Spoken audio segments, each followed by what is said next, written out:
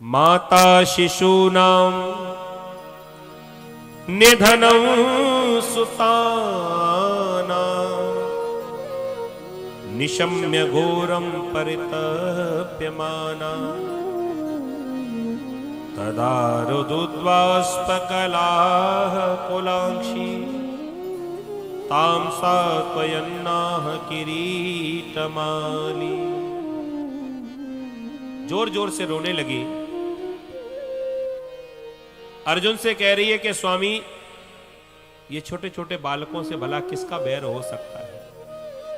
अरे मेरे पुत्र तो कभी किसी से जोर से ऊंची आवाज में बात भी नहीं करते, हमेशा बड़ों का सम्मान करने वाले हैं।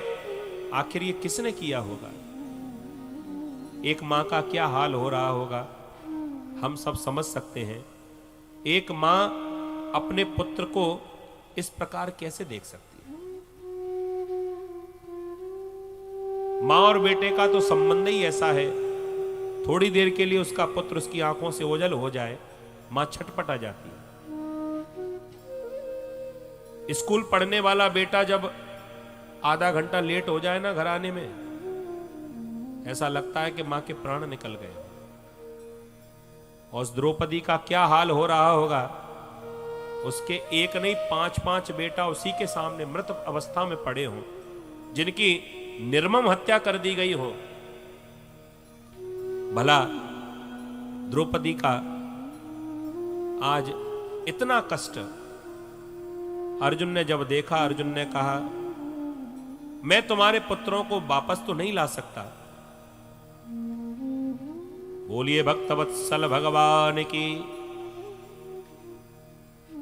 लेकिन मैं प्रतिज्ञा करता हूं, जिस दुष्ट ने भी तेरे पुत्रों की हत्या की हो, मैं उसे छोड़ूंगा नहीं। मैं अभी लेकर आता हूं। इतना मन में विचार किया और ध्यान लगाकर देखा, आखिर ये कृत्य किया किसने है? तो इन्हीं के गुरुजी द्रोणाचार्य और उनका बेटा। बोलिए भक्तवत्सल भगवान की।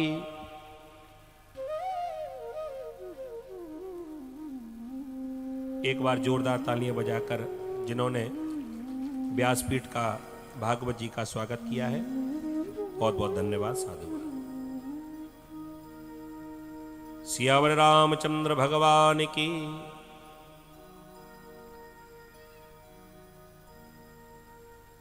जैसे ही देखा ध्यान में, हमारे गुरु का पुत्र अश्वत्थामा, इसने ये काम किया है, बड़ा कष्ट हुआ। उसी समय द्वारकाधीश को आवाज लगाई, द्वारकाधीश रथ बाहर लेकर आओ, हमें महल की ओर चलना है।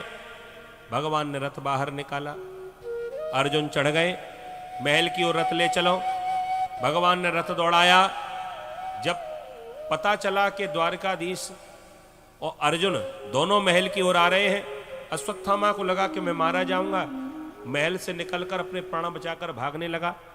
आगे आगे अश्वत्थामा, पीछे पीछे भगवान का रथ। अब जिस रथ को भगवान ही दौड़ा रहे होंगे, बेचारा कब तक भागता? लगा कि अब मैं मरने वाला हूं, मुझे अर्जुन छोड़ेगा नहीं। अपने प्राण बचाने के लिए इसने ब्रह्मास्त्र का संधान कर दिया, और जो ब्रह्मास्त्र छोड़ा, अर्जुन को मारने के लिए ब्रह्मास्त्र आया। अब तो अर्जुन घबराए।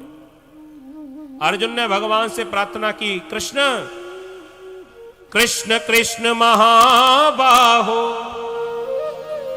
भक्तानां भयंकर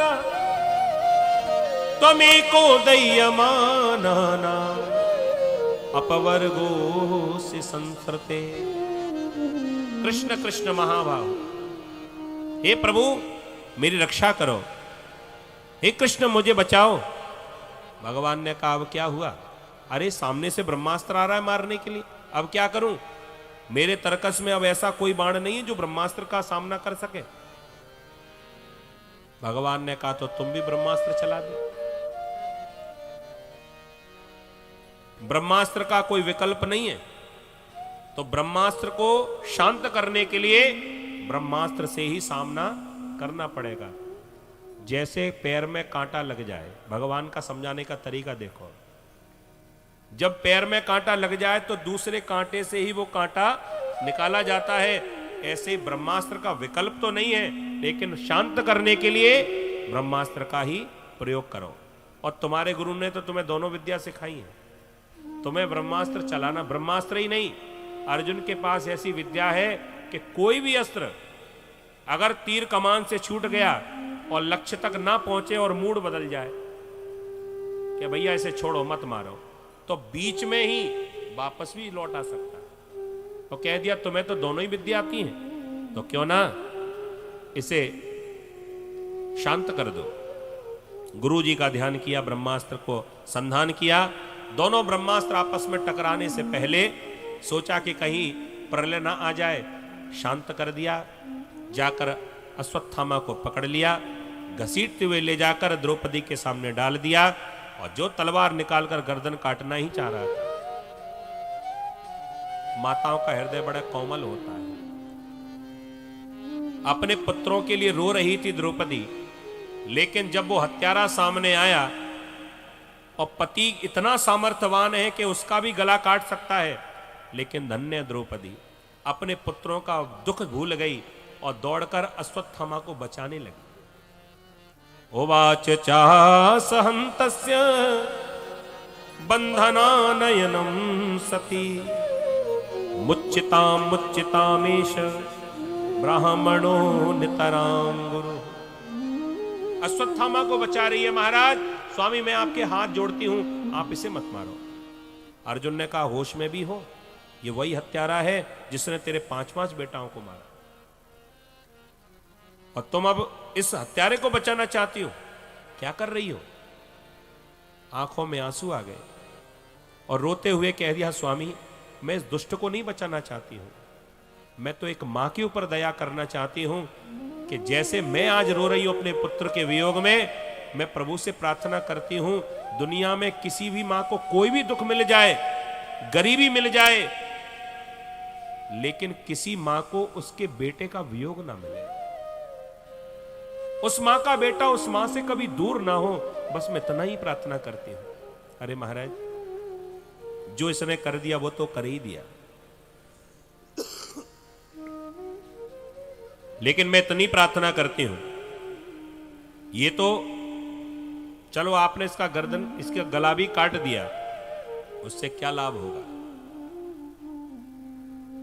हमारे एक भी पुत्र वापस हमको मिलेंगे क्या? लेकिन इतना जरूर होगा तुम्हें ब्रह्महत्या लग जाएगी। ये ब्राह्मण है, इसको मारने पर आपको ब्रह्महत्या लगेगी और इसके मरने पर इनकी मां को बहुत कष्ट होगा। जो हमारी गुरु माता कहलाती है, ये हमारे गुरु का बेटा है, और ये ब्राह्मण है, ब्राह्मणों नितराम गुरु। ब्राह्मण तो वैसे भी गुरु है, और ये तो वास्तविक गुरु का बेटा है, तो इनसे बड़ा कोई नहीं हो सकता। तो महाराज इस पाप के भागीदार मत बनो, आप इसे छोड़ दीजिए। और ये बात धर्मराज युधिष्ठिर को भी बहुत अच्छी लगी। सही कह रही हो द्रौपदी, अर्जुन मत मारो। पत्नी की बात मानकर अपने तलवार को लेकर वापस म्यान में रखने लगे। धर्मराज युधिष्ठिर को तो अच्छी लगी ये बात, लेकिन भीमसेन को बिल्कुल अच्छी नहीं लगी। भीमसेन को आवेश आ गया, तुरंत अपनी गदा को उठाकर और फहराने लगे चारों ओर। क्रोध में आकर कह दिया अर्जुन तूने अगर इसे नहीं मारा तो मेरी गदा से मरने के लिए तू तैयार हो, मैं तुझे नहीं छोड़ूंगा। वो क्षत्रिय कैसा जिसने प्रतिज्ञा कर ली और उसे फिर पूरा ना करे। अब या तो इसे मार या खुद मर। कोई क्षत्रिय अगर प्रतिज्ञा को ना पूरा कर पाए तो अपने प्राण ही छोड़ देना चाहिए उसे।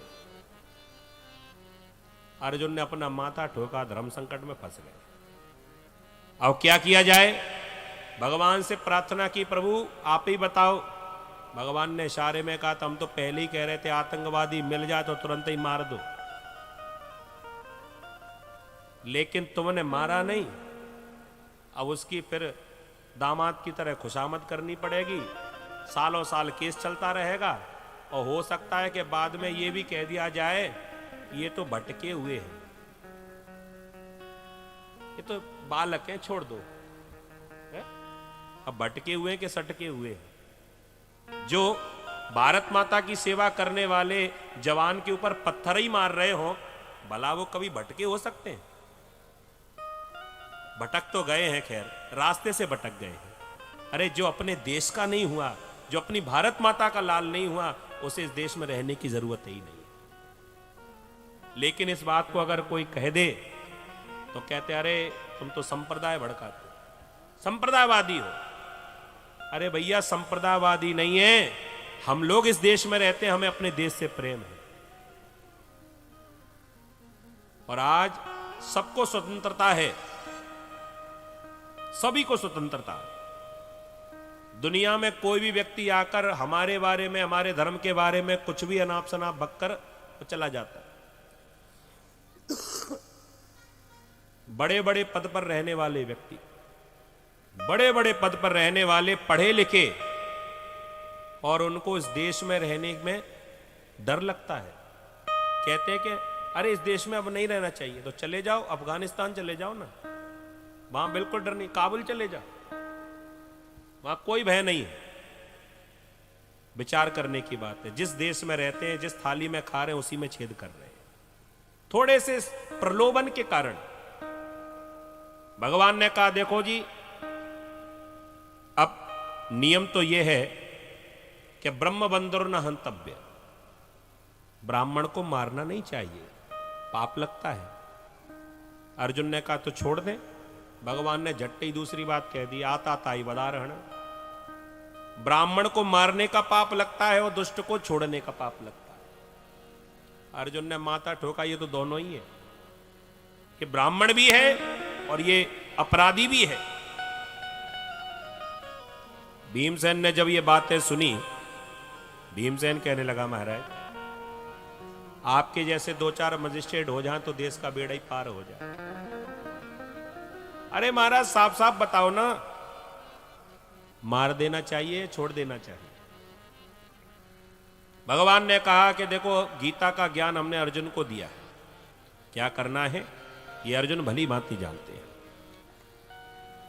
अर्जुन को याद कराया, आत्मा न कभी मरती है न कभी जन्म लेती है, मरता ये शरीर है, तो मृत्यु इसकी कैसी होना चाहिए? शरीर से मत मारो।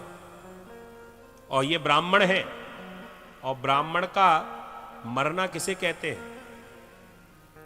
बड़ी सभा में ब्राह्मण का अपमान हो जाए, समझ लो कि ब्राह्मण मर गया, कि एक सम्मान ही तो है ब्राह्मण के पास, और इसके अलावा कुछ नहीं। इसे भरी सभा में जो इसका अपमान कर दो, और इसके पास जो सम्मान है ना, वो मणि, उस मणि को छीन लो। अर्जुन इशारे को समझ गए, बाण की नोक से माथे पर जो मणि लगी हुई थी उस मणि को कुरेद लिया, तलवार निकाली, सिर का मुंडन कर दिया चोटी के सहित, और धक्का देकर समाज से, सभा से बर्खास्त कर दिया। यद्यपि जगदारुण दुख नाना, सबते कठिन जात, अपमानित करके भगा दिया।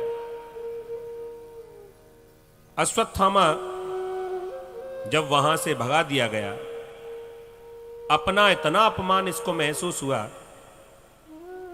विचार किया कि अब मैं किसी को जीवित नहीं रहने दूंगा। दुष्ट ने अपनी दुष्टता ना छोड़ी। भगवान द्वारका जाने के लिए तैयार थे, और उधर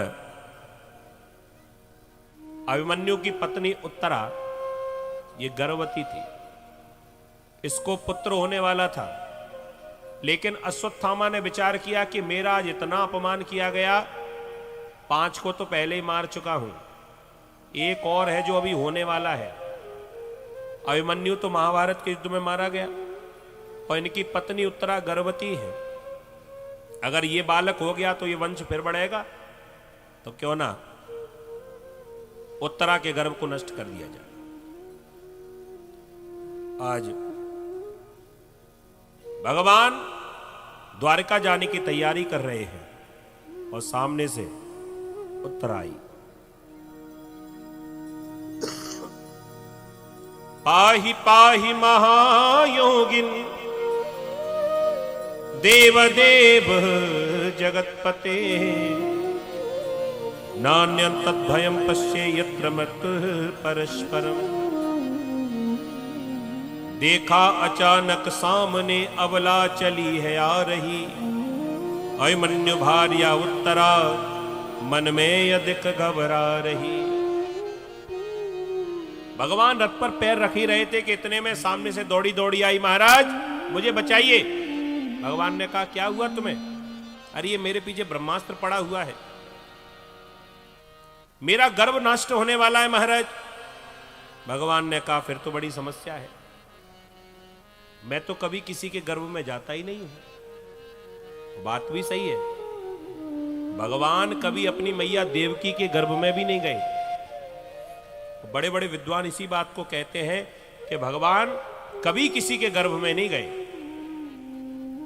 लेकिन आपको बता दें, भगवान भक्तों के सामने विवश हो जाते हैं और अपने नियम को भी तोड़ देते हैं। जो भगवान अपनी मां के गर्भ में भी ना गए, लेकिन आज भक्त की रक्षा के लिए और अपनी भक्त के लिए भगवान को उत्तरा के गर्भ में भी जाना पड़ा। हालांकि भगवान का उत्तरा का जो संबंध है वो बहुत अलग है। भगवान है ससुर जी और उत्तरा है उनकी बहू। भगवान की जो बहन है ना सुभद्रा, इनका विवाह अर्जुन के संग हुआ। इनका जो बेटा हुआ अभिमन्यु नाम हुआ। अभिमन्यु का जो विवाह हुआ वो हुई उत्तरा। माने भांजे की जो पत्नी है बहू की तो रूप में हुई। और आज बहू अपने ससुर से कह रही कि महाराज मुझे बचाइए। भगवान ने कहा वैसे तो लगता हूं मैं तेरा ससुर, लेकिन अब संबंध बदलने वाला है। मैं तेरे गर्भ में जाऊंगा तो मैं तेरा बेटा, तू मेरी मां। कैसी विचित्र कथाएं प्रभु की। और आज भगवान छोटा सा रूप बनाकर उत्तरा के गर्भ में प्रवेश कर गए और स्वयं ब्रह्म ने आज ब्रह्मास्त्र से रक्षा करी। बोलिए कृष्ण कन्हैया लाल की।